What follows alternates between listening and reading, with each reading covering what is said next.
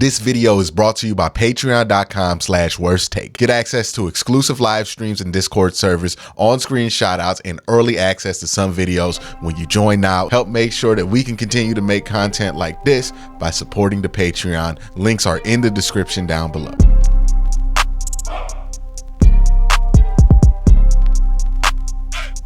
When at all possible, because it's not always possible, I try to bring on a perspective from the opposing team of the game that the Browns are playing. And I have Johnny Dale here from Johnny Dale Football Academy. He also covers the San Francisco 49ers. There's some film breakdowns there. Make sure you check out his stuff. But I always try to get a perspective of what other teams are feeling with other fans, because you know how it is.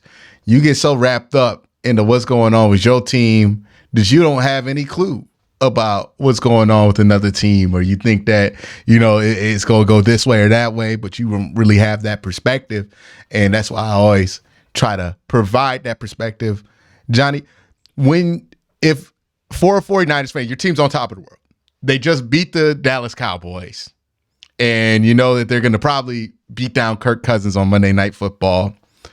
And I can sense, just from where I would be at, if I were in that position, you start counting the wins, right? You're like, yeah, we got 1, 2, we gonna get that one, we gonna get 6, we might get to 10-0, right? Where you look at these things, but you always have a sense for, when you're a fan of games, that you're like, that one scares me, right? Because it's a combination of things that can go wrong, where it's like, it's a game you should win, but boy, oh boy, is that not in a great spot for where I need that game to be at. When you look at this Browns game and you're like, wow, man, and like the Browns offense seems all over the place. They don't know who's going to start, and it's easy to get into that place. And then you start thinking about all the things that the Browns don't have that you kind of forget. That's still Myles Garrett. That's still a really good defense. Where are you at mentally with this game, knowing where the 49ers have just been, where they're going, and then you have this random 1 o'clock game on the East Coast? You know, if I look over the 49ers' first 8 games of the season, I'm saying the game I'm most concerned about, as far as things that can go wrong for San Francisco, is the game against Cleveland. It's on the road. It's on the East Coast. The only benefit they have is that Cleveland isn't that disfamiliar for them, being that, you know, Jed York, whose uncle is Eddie DeBartolo, who owned the team in the 80s and 90s, that they're from Youngstown. Okay. They're from that Italian community in Youngstown. Eddie DeBartolo has a building named after him. I believe it's there in Youngstown. And oh yeah, it's at my alma mater, YSU, the DeBartolo building. YSU, yeah, the DeBartolo building. Okay. That's named after the owner, or former owner of the 49ers, whose nephew is now running the team. But I think that there's a thing when you say, there's a Myles Garrett over there, and that's a guy that could change a game in an instant. And so when I look at the game that the 49ers offense looked the roughest, I think was against Pittsburgh. That was a game I think Brock Purdy put the ball where he could have had the most turnovers he's had this year. There was a play that Patrick Peterson nearly picked him off. He had 2 fumbles in the game, lost 1. And he's going against that Steelers defense. Why? Because there's a guy named TJ Watt who was coming off the edge, who was making life very difficult and really speeding up that time to throw, that a defense that was physical, that was not backing down. I think that's a matchup. When you look at Cleveland, I look at this defense as they're a lot more talented than Pittsburgh's defense is. I think the guys on the outside are a lot better. They're more physical. And you have a terror in Myles Garrett who can change a game. And so if there's a game I'm looking at that I say, you know, if we aren't on it coming into this game, if we aren't on what we're really trying to do, on our goals, and you slack up, this is a game that suddenly you can turn around, and it could be halfway through the third quarter and you're down 21-17. Mm-hmm. And now you're sitting in a situation where a team that you thought you were going to just kind of move through, get onto your big matchup on Monday night, all of a sudden now you're in a dogfight. No pun intended, being in the Browns stadium, but that's where you don't want to be as a 49ers, but that's absolutely where it could end up. And only a few things have to go right for the Browns for that to go that way. So if I'm as a 49ers fan, you know, we're sitting here fans are starting to get ahead of themselves. They're talking, man, we're going to go 16-0. This is amazing because the team has looked amazing. I mean, I don't say that just as a 49ers fan. I mean, no game has really been close. They've been beating about everybody by 2 scores. Their point differential on the season is 99 points. They're number 1 in the NFL with that. The number 2 team in the NFL is for point differential is the Buffalo Bills. They're at 79 points. And they're averaging beating teams by 19 points a game. So they have been playing at an extremely high level, but they also haven't run into a defense like Cleveland's. And so, a great defense can change a game in an instant. I think sometimes we forget because like there are only a couple divisions, I think, that have an identity, right? I think the NFC West is one of them and the AFC North is one of them, right? And I bring this up all the time when I talk about Deshaun because what you saw in that Monday Night Football game was an adjustment to AFC North football because it's unlike anything that you play in because every defense is really good, right? Even the Bengals, who don't have the big names on defense, they've been a top 10 defense the last 2 years, right? Pittsburgh's obviously good, and they're physical. And like I think there's really like 2 divisions like this. Maybe the NFC North is a little bit like this, but every team hates the other team, right? And I brought this up with Deshaun because like they asked Deshaun, who was your rival in the AFC South? He couldn't tell you. He was like, I don't know. Like, I think it's supposed to be the Titans. Like, I don't know. Like, it wasn't a thing. In the AFC North, the Bengals hate you and you hate them. In the AFC North, the Steelers hate you and you hate them. And, the vice versa with the Baltimore Ravens, right? Like there's always a rivalry. There's like 6 rivalry games. It is unlike what a lot of people are used to. And it does, like, you can see it be an adjustment, especially for a quarterback when he comes into there. And it's always interesting when we play these other divisions. And like at the AFC West and AFC South, they always are kind of like, man, what's going on over there whenever we play them? And then when it's like, we kind of have that same thing with the NFC West where we're like, okay, we know it's going to be a tough one because that's like always a good division. And it's always interesting to see those clash. It's like watching like the elite Big Ten teams play against like the elite SEC teams where you're like, oh, wow, like it's going to be interesting how these things kind of clash up against each other because these are kind of 2 of the toughest divisions, I think, in all of football that are clashing up this year. And then you look at San Francisco and it's interesting that, hey, the AFC North team was like their biggest struggle, if you could call it that. They still won by a lot on the road. But it's also that thought of like, hey, you're going to the East Coast, like all the way to the East Coast against your AFC opponents. You're playing somebody unfamiliar. And one of the things, like when you play a team that's unfamiliar with you, a pass rush adds to that problem like nothing you can believe. And the pass rushes in this division are just incredible, right? You got all that. You got Trey Henderson, Sam Hubbard. You got, Alex Highsmith. We talk about TJ Watt a lot.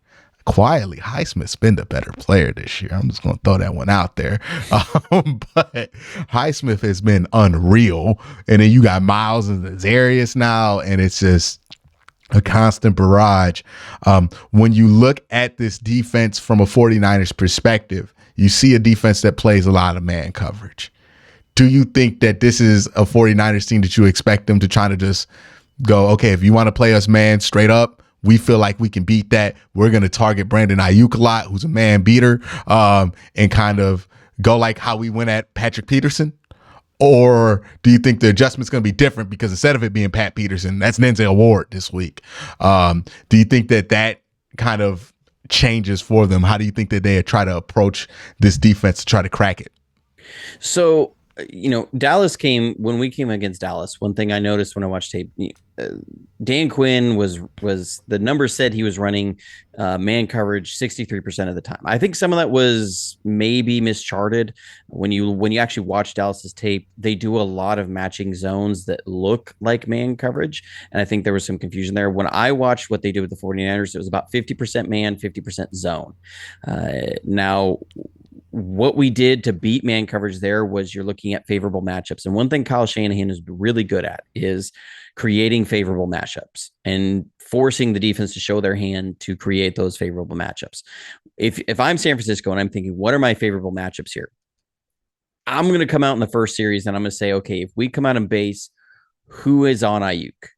So do they have Denzel Ward travel or do they not? Now that gives me an if then of if he travels and I got Ward on Ayuk in base, then that's going to change a little bit of what I do. If I'm Kyle Shanahan, I'm not saying that's going to be the way we win this game. If I'm Kyle Shanahan, I'm saying the way we win this game is we're going to make somebody other than their stellar corners cover man coverage and guys that are really tough to cover. And who's that going to be? That's going to be Christian McCaffrey. It's going to be George Kittle. I think those are two matchups that they're going to lean on heavily. If this becomes a man coverage game, I think you're going to see a game plan similar to what the 49ers did against Arizona. And you're going to see a lot of choice routes from McCaffrey.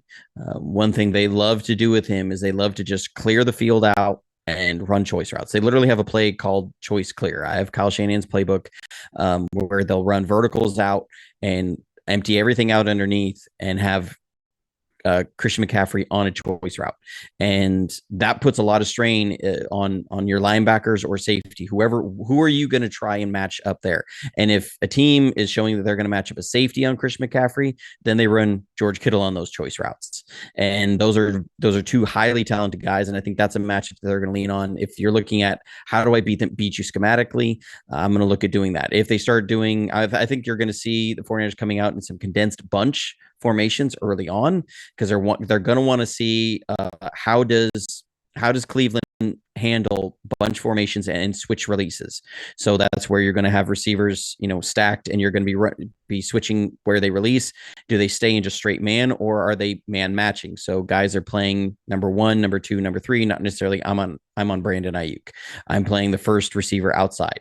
And if that's happening, then you're going to see again Kyle look to, after that first series, then attack where he can get a matchup there. If he can get Debo on a safety running across the field. He did that very much against Dennis Allen in New Orleans. New Orleans was playing very much a man match defense, and he started getting like Debo Samuel on Demario Davis, which is not a matchup anybody wants. So that's what he's going to be looking for. Look for in the first couple of series for him to be running some condensed bunch, see how are they playing that, and then obviously throw in some run there, see if they can hit some play action off of that, and then how are they matching up against Christian McCaffrey out of the backfield. Yeah. So another reason why you want to bring somebody familiar with their team on is because they know not just what they're actually good at, but also what they can struggle with. Now, as we were talking here, it's become official. Deshaun Watson is out for this game. It will be PJ Walker. You look at that matchup, and obviously it is favorable for the San Francisco 49ers. But you, knowing this defense, if you're trying to figure out where it could go wrong for that 49ers defense, or where you have concerns about them, if somebody figures out this area to poke, where is that for you for the 49ers? Or do you feel like they have an area to where they can be poked at and kind of exploited in some on some level? Well, I guess I'll answer that with starting out with what you don't want to do. What you don't want to do with San Francisco is try and attack their linebackers. Fred Warner and Dre Greenlaw are two of the best linebackers in the league. Their speed is unreal. Where they run with violence, and when they close, they tackle, and they tackle hard. So if you're Cleveland, you're saying the way we win this game is not going to be by trying to pick on them in this game. What we're going to try and do is, if I'm them, I'm saying I'm going to go try and get them in a nickel and go after their slot. For us, it's been Isaiah Oliver. He has been up and down this season. He has. So if I'm looking at that, I'm saying I'm going to try and force you into man coverage and then pick on Oliver and try and get maybe Amari Cooper on Oliver running across the field on some sort of over route, shallow crossing, deep crosser, somewhere in there. So what does that mean? That means a lot of short, quick passing game. That means you're going to be running a lot of spacing stick, a lot of slant flat, a lot of stuff that is just very shallow to get the ball out quick, negate that pass rush. You don't want to let your offense sit there and try and hold up against Javon Hargrave, Eric Armstead, Nick Bosa, and now they traded for Randy Gregory. You don't want all those things coming at you in waves in that game. So you're going to say, okay, we're going to go quick passing, and we're going to try and stay ahead of the chains. We're then going to go after their slot corner, and when we go to drop back, PJ Walker's got to be ready to get the yards that are available with his feet. because one thing that San Francisco has struggled with for years, and this goes back to even when Robert Saleh was here back in 2017, 18, 19, was mobile quarterbacks who can pick up yards with their legs. That has been, if there's any Achilles heel of this defense, it's that. And so if you start doing those things, then that they have a chance to get those 10, 12 play drives that I think they really want to just, it's because this is not going to be, you're not going to knock the 49ers out with a haymaker. You try and go for that. And Dallas tried to do that going into the third quarter against San Francisco, and that's when the game completely ran away from him. If you're going to try and stay in it with San Francisco, you got to take the approach that Arizona did, where it was 21-16 at one point in the third quarter.